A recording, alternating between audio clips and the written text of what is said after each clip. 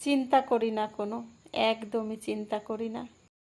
মানুষ কেন মানুষকে ভালোবাসা দেখায়, মানুষ কেন মানুষকে ভালোবাসা দেয়, এর একটি কারণ হলো যে তুমি যদি কাউকে ভালোবাসা দেখাও বা কাউকে বলো যে আমি তোমাকে ভালোবাসি, তার একটাই কারণ হলো যে তুমিও তার কাছ থেকে সেম ভালোবাসা আশা করো, সেও তোমাকে একইভাবে ভালোবাসুক।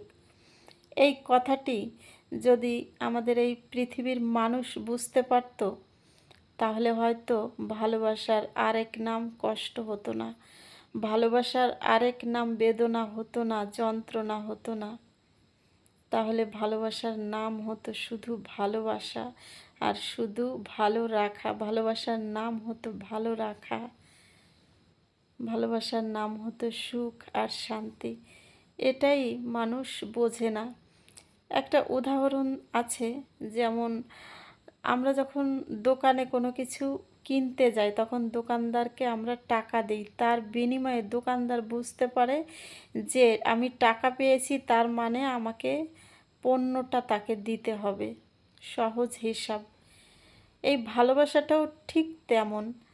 কেউ যদি কাউকে ভালোবাসা দেখায়, ভালোবাসে, তাহলে তাকেও ভালোবাসা উচিত, ভালোবাসা দেখানো উচিত, দেওয়া উচিত।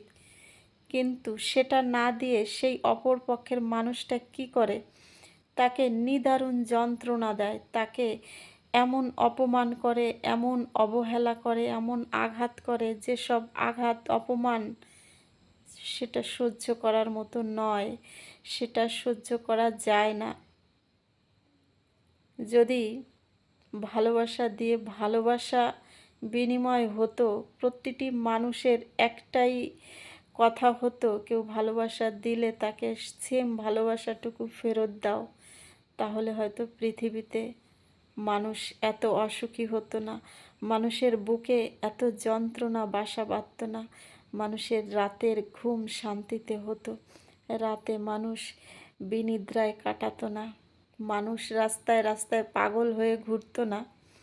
যদি এইটুকু বুঝতো যে আমাকে সে ভালোবাসে, মানে আমিও তাকে ভালোবাসা দেব, ভালোবাসা দেখাবো।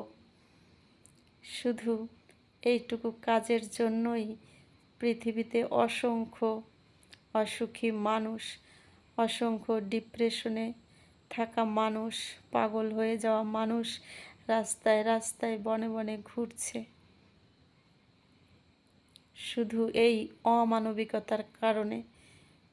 শুধু ভালোবাসা নেবে, কিন্তু ভালোবাসা দিতে তারা রাজি না।